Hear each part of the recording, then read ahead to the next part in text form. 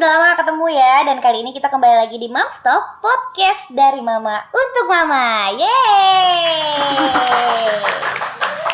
Sebagai orang tua, apalagi orang tua baru ya, yang baru saja melahirkan, mungkin baru aja punya anak satu, itu kan pasti sering dihadapi sama keadaan-keadaan dimana kita bingung menghadapi situasi itu gitu ya.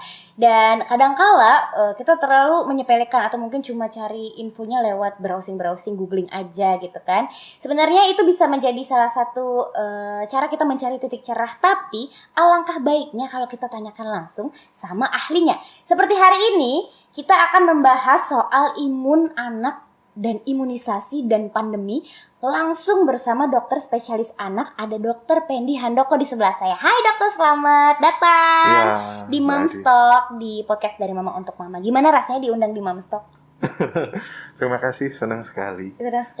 Untuk kesempatannya bisa berbagi. Iya, aku juga senang banget akhirnya kita kedatangan dokter anak di sini ya. Karena ini pertama kali, betul ya teman-teman? Iya dong. Dok, ini kan pandemi imunisasi ini kan banyak moms di rumah dan dimanapun moms berada ini jadi mikir banget gitu. Jadi terkesan menyepelekan nanti aja jadi imunisasinya kalau pandeminya udah kelar gitu. Nah, sebenarnya sepenting apa sih imunisasi? Oke. Ini Mbak Adi, sebelumnya kita jelasin dulu ya imunisasi. Jadi apa tuh imunisasi? Gitu. Imunisasi itu kan suatu tindakan ya, kita lakuin tindakan, kita berikan vaksin untuk menumbuhkan, untuk memunculkan kekebalan daya tahan tubuh anak. Ya, jadi kita kasih vaksin A, harapannya nanti anak punya kekebalan terhadap sakit A. Kita vaksin B, harapannya nanti anak juga kebal sama sakit B. Jadi ini spesifik terhadap satu penyakit. Ya, jadi kita masukkan antigen, kita masukkan kuman yang dilemahkan atau yang mati atau bagian dari kumannya itu sendiri. Harapannya nanti kita punya tentara, punya tentara. Menghadapi penyakit A jadi, ini gitu ya. Kalau nanti suatu saat gitu ya, kemasukan benar-benar ini sakit kuman A ini tadi, kita sudah siap. Kita sudah punya tentara untuk melawan sakit itu tadi. Nah, itu tujuannya imunisasi. Ya, jadi memang banyak yang tadi Mbak Adis bilang. Kondisi pandemi sekarang ini banyak yang terus akhirnya molor. Nggak berani takut kalau ke rumah sakit, ya, takut kalau mau ke dokter, ke puskesmas juga nggak berani. Iya, termasuk saya kemarin 18 bulan kan waktunya vaksin. Sempet takut juga, terus akhirnya menemukan solusi gitu. Akhirnya terlaksana. Alhamdulillah. Terus itu itu kan soal imunisasi itu tadi sendiri ya. Nah, kalau misalnya si anak diimunisasi A kayak tadi dokter bilang, apakah mungkin dia terkena penyakit A itu? Berarti nggak mungkin. Gini, ya, itu banyak sekali yang tanya, lo kalau sudah diimunisasi ini campak gitu ya, apa terus nggak bisa campak? Sudah diimunisasi BCG itu untuk mencegah tuberkulosa, ya, itu atau orang bilangnya flek paru, apa terus nggak bisa kena flek paru? Nggak. Jadi tetap bisa kena, tapi gejalanya lebih minimal dibandingkan kalau enggak diimunisasi. Dan yang paling penting yang kita takutkan komplikasinya. Seperti tadi BCG untuk tuberkulosa ya, flek paru-paru. Lah, itu yang ditakutkan itu komplikasi dari flek paru-paru itu bisa ke TB, ke otak gitu. Ada radang ke otak. Nah, itu yang diminimalkan. Jadi selain meminimalkan sakitnya itu tadi, juga meminimalkan komplikasi. Itu yang ditakutkan. Bukan berarti kita nggak bisa kena misalnya kayak aku dulu sempat panik juga dok, karena kan umur 9 bulan si bayiku itu kan di vaksin campak. Umur 11 bulan dia kena gitu kan. Ada moms juga ya beberapa yang tanya-tanya bareng-bareng gitu soal apakah vaksinnya gagal sampai jadi anakku bisa kena campak gitu. Berarti bukan gagal ya dok? Bukan, tapi ya itu tadi terutama untuk komplikasinya supaya komplikasi yang berat tidak terjadi dibandingkan yang tidak diimunisasi pasti kondisinya lebih jelek gitu. Terus ada juga yang bilang katanya campak itu ada beda-beda. Mungkin kalau misalnya udah disuntikin yang ini bisa jadi kena yang lainnya gitu. Benar nggak sih? Atau itu cuma salah kaprah aja? Enggak sih. Kita sekarang nyebutnya kalau campak itu yang 9 bulan ya. Campak itu kita berikan imunisasi di 9 bulan. Sekarang kita nyebutnya MR. Jadi MR. Kalau dulu nyebutnya campak, tapi sekarang MR. Jadi campak dan campak Jerman. Ya, itu diberikan di 9 bulan. Tapi cuman satu macam itu aja. Dan campak ya cuman mungkin maksudnya ada campak Jerman itu tadi ya. Nah, itu memang beda sih gitu. Gejalanya juga beda. Gejalanya mirip-mirip, tapi beda. Sebenarnya beda. Gitu. Ya. Biasanya tapi disuntikin bareng apa beda? Kalau MR itu jadi satu. Nanti diulang lagi 6 bulan kemudian. Paling dekat 6 bulan. Setahun ya. Ya, kurang lebih 15 bulan. Itu kita masukin lagi campak kedua atau kalau enggak MMR. Kita masukkan namanya MMR, ketambahan M1 lagi, MAMS untuk kondong. Oh gitu. Jadi digabung jadi satu biasanya ya. Nyebutnya gitu. MMR. Itu nanti di 15 bulan. Jadi memang ada ya sesuai jadwalnya sih. Makanya harapannya imunisasi sesuai jadwal itu tadi. Terus bisa nggak dok yang namanya vaksin gagal? Jadi dimasukin nih kan si virus yang dilemahkan atau bakteri atau apalah itu tadi penyakit yang dilemahkan itu dimasukin, terus dia gagal di badan si anak ini tidak tumbuh tentaranya tadi gitu. Ya. Bisa nggak? Bisa terjadi nggak? Jadi balik dulu prinsipnya imunisasi ya. Makanya kalau imunisasi itu idealnya kita berikan kalau anaknya tubuhnya fit. Ya, jadi harus sehat. Anaknya harus sehat. Kenapa? Nah, tujuannya tadi kan kita untuk menimbulkan daya tahan tubuh. Kita mau bikin tentara. Lah kalau tubuhnya kita sendiri lagi ndak fit, ya ndak akan terbentuk. Tentaranya ndak akan maksimal. Gitu. Itu yang utama. Jadi harus dipastikan anak itu harus fit. Fit itu yang seperti apa? Jadi itu dia. Jadi anaknya sehat, enggak ada keluhan, ya, enggak ada panas, gitu. Nah, ya itu banyak yang tanya. Iya kan, kalau ini anaknya lagi pilek boleh nggak disuntik, di imunisasi? Ya, kalau dia banyak yang tanya itu Mbak Dis, batuk pilek boleh nggak ya diimunisasi? Kalau dia cuma batuk pilek yang biasa, yang ringan, anaknya juga aktif, masih lari sana lari sini. Nggak panas juga, nggak ada demam, itu tetap boleh dimasukkan. Apalagi nanti kalau waktu imunisasi, pasti kan kita periksa, jadi kita lihat juga kondisi anaknya, ada halangan nggak untuk imunisasi.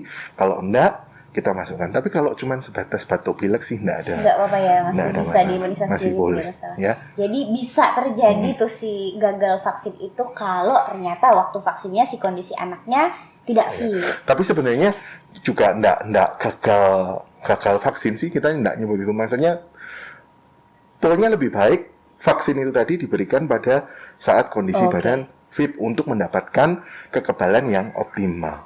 Terus nih, kayak tadi nih dok, ada beberapa vaksin yang digabung jadi satu. Itu sebenarnya maksimal nggak sih? Kayaknya kok aku sebagai orang yang awam gitu ya, kok anak nih dimasukin banyak-banyak tok gitu sekalian gitu. Itu nggak apa-apa? Memang ada vaksin yang kita sekarang jadi satu, Mbak. Jadi memang biar praktis gitu. Misal ya, contohnya ya. Kalau dulu mungkin hepatitis B sendiri, DPT sendiri. Kalau sekarang ada yang namanya pentabio. Ya, pentabio itu DPT yang panas. Itu isinya ada DPT. DPT itu difteri, pertussis, tetanus, ya. Terus kemudian ada HIB. HIB itu DPT, HB, HIB biasanya. Hepatitis B. HB itu hepatitis B. HIB itu Haemophilus influenza tipe B. Itu pentabio tuh kalau nggak salah merek yang dipakai di puskesmas yang dapat bantuan dari pemerintah ya? Ya, itu yang. Benar dong. Ibu imunisasi banget aku anaknya tuh. Terus itu nyebutnya pentabio. Kalau itu memang kan jadi ada beberapa digabung jadi satu ya. Itu untuk supaya lebih praktis gitu. Jadi langsung diberikan jadwalnya kan biar enak, nggak usah bolak-balik datang. Jadi datang disuntik itu biasanya barengan sama kalau DPT pentabio itu tadi, pentabio itu di 2 bulan 3 bulan 4 bulan barengan sama polio. Nggak masalah ditetes ya. Atau kalau enggak lah ini kadang terus pandemi gini ini kan terus banyak yang molor ya. Banyak yang enggak datang sesuai jadwal. Kadang kita kejar namanya. Jadi dinamakan catch up. Jadi kita kejar. Kalau ada yang kurang, kita kejar. Lah itu bisa dijadiin satu. Mungkin disuntik terus akhirnya jadi disuntik kanan, disuntik kiri, ada gitu. yang tetes. Tapi itu atas rekomendasi dari dokternya ya. Tergantung vaksin apanya mungkin juga. Enggak ada masalah, tapi sesuai rekomendasi dari dokter anaknya gitu. ya. Ada kondisi tertentu yang mungkin karena kemarin sakit, ada yang ditunda. Jadiin satu, enggak ada masalah. Asal sesuai rekomendasi dari dokternya. Terus nih dokter, imunisasi itu kan ada sesuai usia-usianya, kayak tadi dokter bilang umur begitu lahir di rumah sakit juga udah dikasih imunisasi kan. Terus habis itu 1 bulan, 2 bulan, 3 bulan sampai 6 bulan. Habis itu ada lagi. Itu kenapa sih ada usia-usia untuk vaksin itu sendiri? Ya. Kalau itu memang berdasarkan ini, Mbak Adis. Jadi memang sudah diteliti, memang diberikan seperti itu. Kadang ada beberapa vaksin yang kita harus ulang, ya.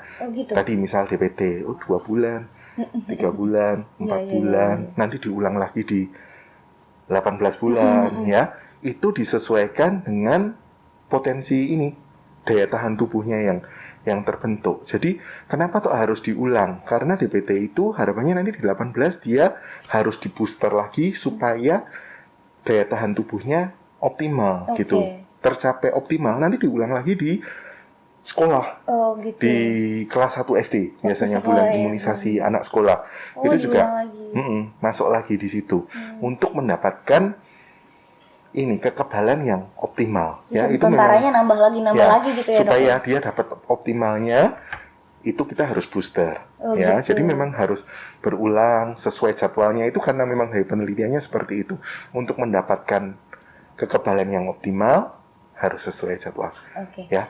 Itu imunisasi kan ada macam-macam nih dok ya, macam-macam merek, macam-macam jenis, bahkan di imunisasi yang sama kayak misalnya MR sama MR gitu ya, kayaknya ada merek-merek macam-macam kan dok. Itu bedanya apa sih sebenarnya? Bedanya apa kan? Ada harganya yang dari mulai harga murah sampai mahal gitu. Nah itu yang aku penasaran juga, kenapa sih vaksin si merek ini tuh mahal, yang ini enggak? Gitu. Ya, gini Mbak Ade. Jadi ada kita bagi dulu aja ya. Vaksin itu kan ada vaksin yang dok, aku sambil minum. Iya. Ini bukan properti loh dok, boleh diminum. Sekarang kita bikin tutorial meminum dengan face shield. Silakan dokter lanjut. Lucu ya aku ya dok. Silakan. Ini mungkin kalau dulu ada yang susah. Ternyata susah. Dok. Minum dulu aja Mbak Adis. Oke, lanjut. Gini, kalau dulu ada yang ngomong vaksin itu ada yang wajib, ada yang wajib gitu ya. Sebenarnya gini, kita nyebutnya ada vaksin itu vaksin yang rutin sama vaksin yang pilihan ya. Jadi ada vaksin rutin, ada yang pilihan. Kenapa? Pilihan itu yang tambahan itu. Yang dianjurkan. Kalau ngomongnya yang dulu banyak yang ngomong itu kalau ini yang tidak wajib ya. Padahal sebenarnya bukan tidak wajib ya. Semua imunisasi sama pentingnya. Cuman kenapa kalau kita ada yang rutin, ada yang pilihan. Nah pilihan itu karena pemerintah terus terang belum bisa mensubsidi. Ya itu. Jadi ada beberapa vaksin yang memang harus berbayar ya. Terus juga ada prioritas. Mungkin vaksin-vaksin tertentu diprioritaskan berdasarkan ini namanya epidemiologi. Kasusnya banyak di mana, lah itu diprioritaskan di sana. Di daerah itu ya, gitu. Lah itu yang pilihan tadi. Kalau yang rutin itu pemerintah mensubsidi. Jadi dapat gratis di puskesmas gitu ya.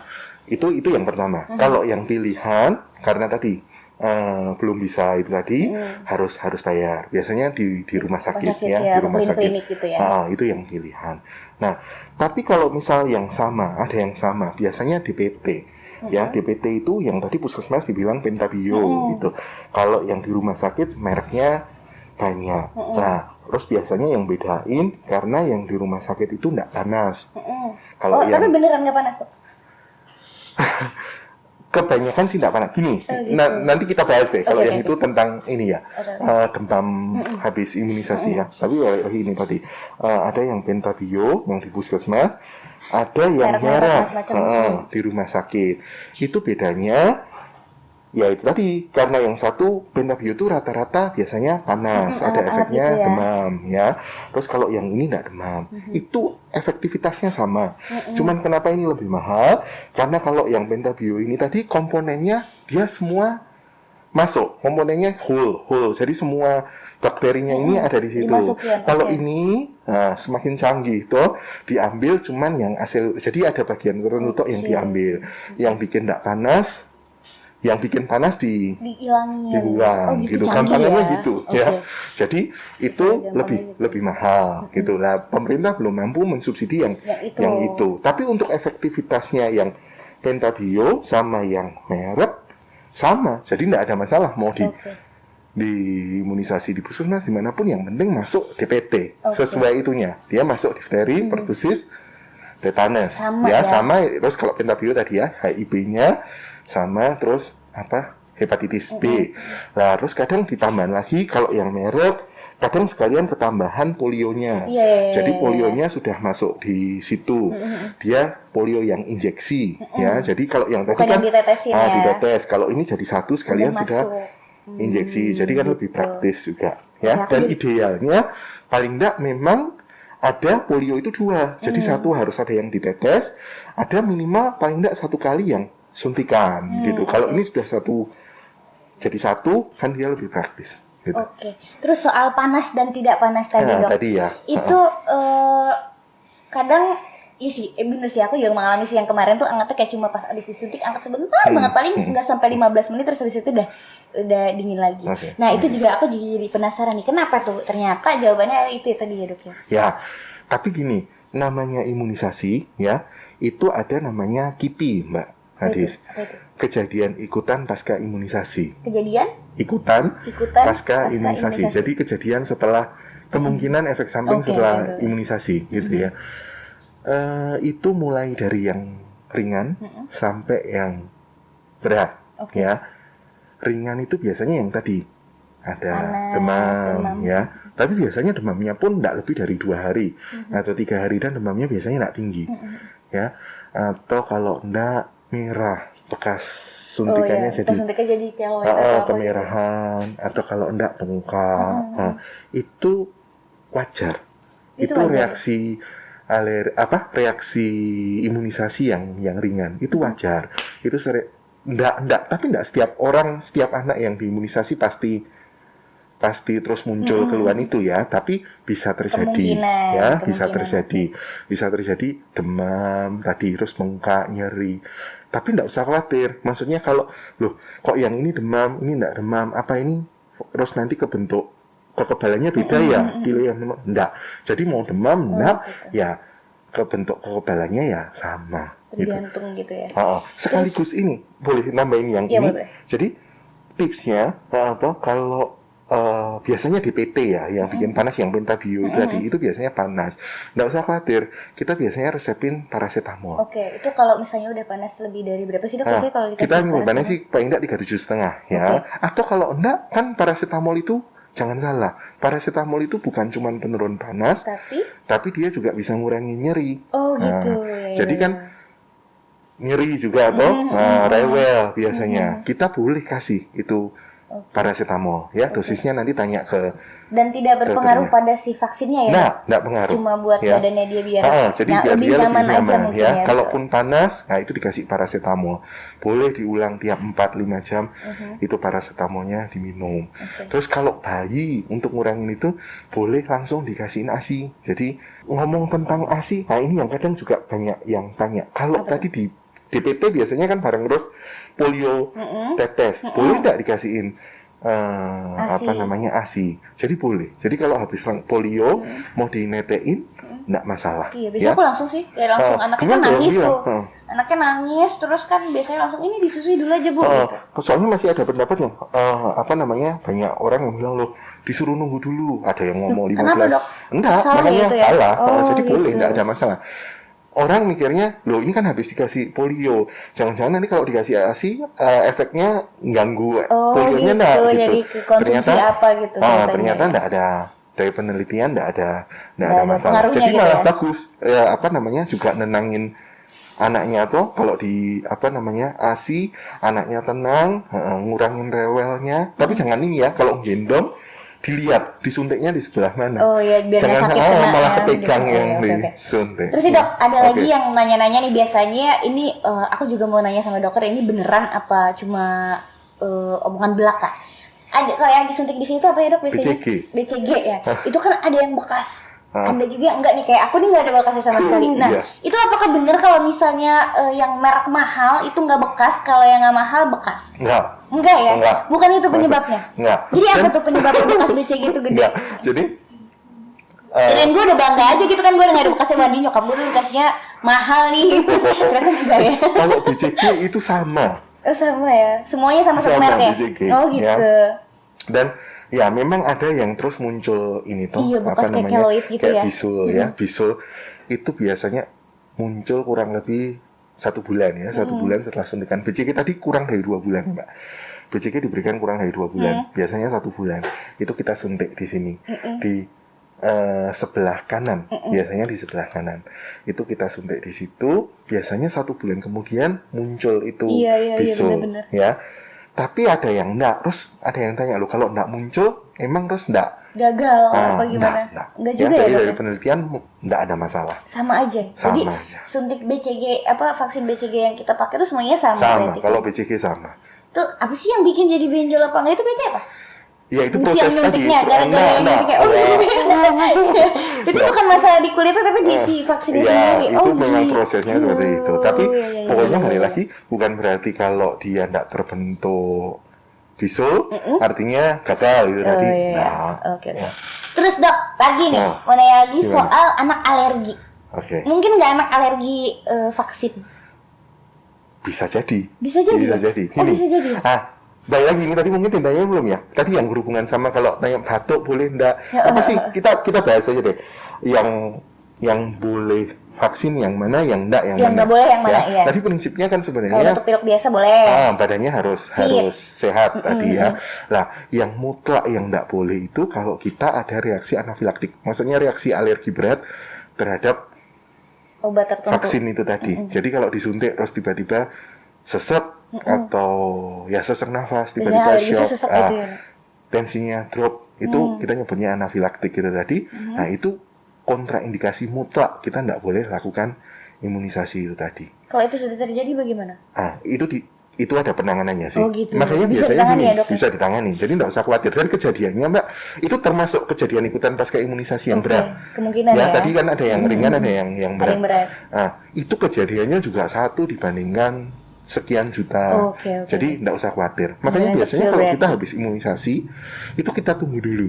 Kadang sama kita plot. Nah, ini pentingnya juga imunisasi. Sekalian imunisasi biasanya kan kita plot tumbuh kembangnya, berat badannya, Benar-benar. panjang badannya, Tingginya, lingkar lingkar kepala, kepala, benar-benar. terus perkembangannya sesuai usianya enggak. Nah, sama kita jelasin itu kan sekalian kita nunggu ada reaksi enggak toh? Ke anaknya gitu. ya, Jadi ada. biasanya kita tunggu setengah jam sampai 1 jam gitu kalau ada reaksi atau enggak yang berat. Nah, kalau yang ringan tadi ya, tapi kalau yang berat kita sekalian itu kita jelasin konsultasi yang tumbuh kembangnya, kita biasanya tungguin. Oke, jadi Itu. tapi ketahuannya alergi itu juga kalau udah dicoba di vaksin Ya, kan ya dok ya.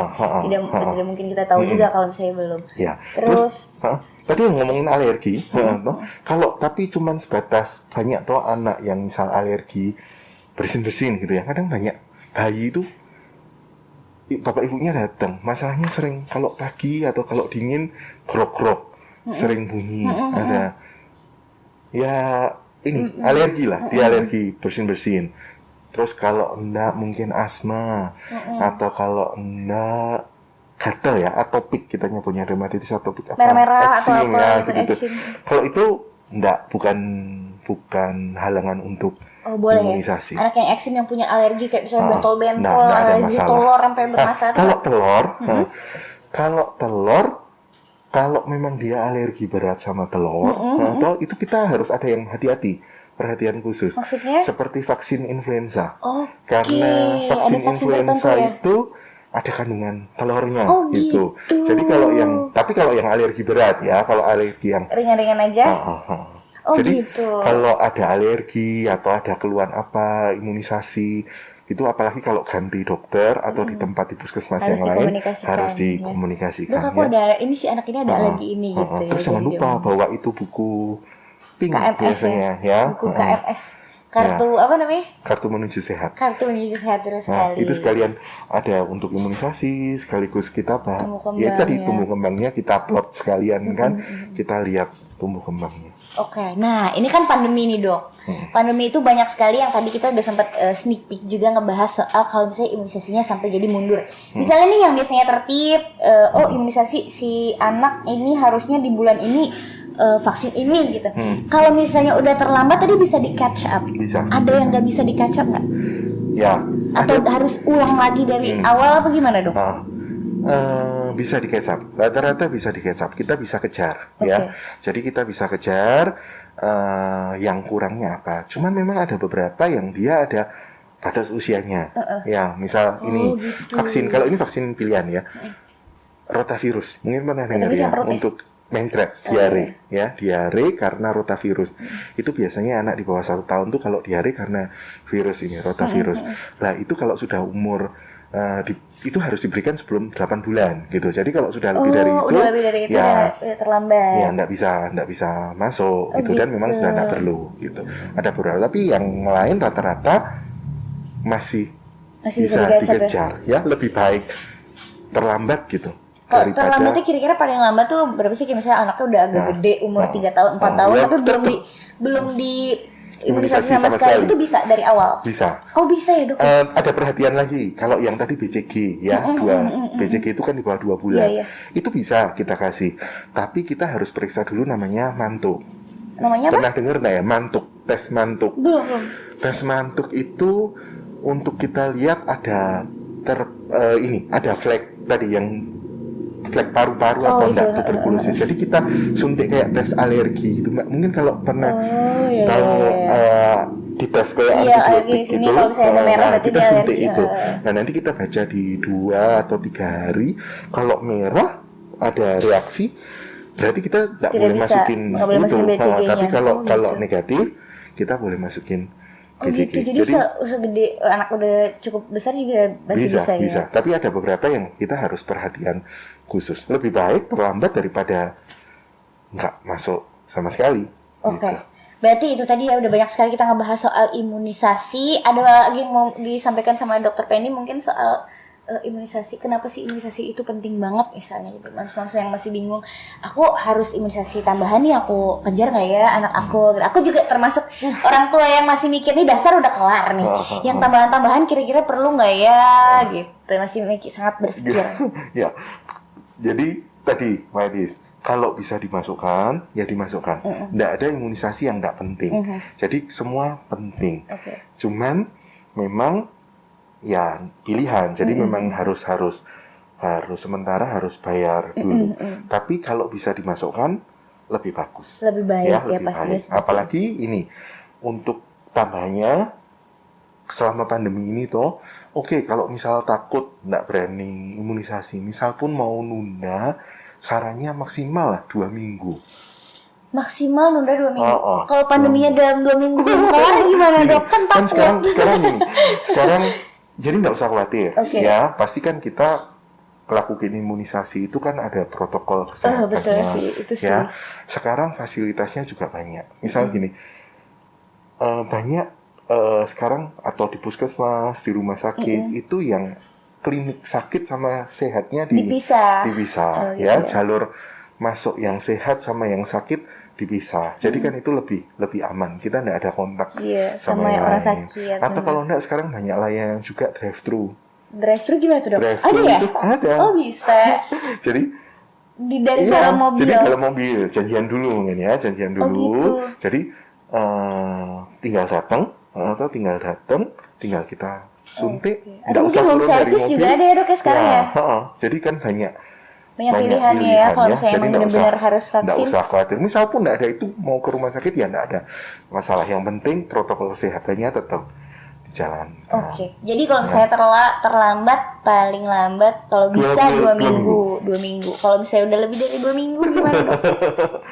dikejar. Dikejar ya, Pokoknya bisa dikejar. diusahakan apa namanya? Jangan sampai nggak dilanjutin gitu ya, Dok ya. Soalnya itu investasi tuh buat Iya, benar-benar. masa depan anaknya. Buat masa depan anaknya juga, iya bener sih, berasa juga sih kayak yang divaksin rotavirus sama yang enggak tuh kelihatan juga bedanya gitu ya. Meskipun itu tambahan ya, Dok ya, maksudnya bukan satu vaksin yang wajib, bukan wajib ding, tapi Pilihan. bukan satu vaksin yang disubsidi Rutin, sama pemerintah gitu, tapi ternyata sengefek itu sama si anak gitu. Iya. Terima kasih Dokter Pendi Sama-sama. sudah mampir di Mamstok. Nanti kapan-kapan kita ngobrol Sama-sama. lagi yang banyak selain imunisasi hopefully, dan juga semoga nanti ketemu lagi pandeminya udah selesai. Amin. Amin. Terima kasih Mams di rumah dan sampai jumpa di Mamstok episode berikutnya.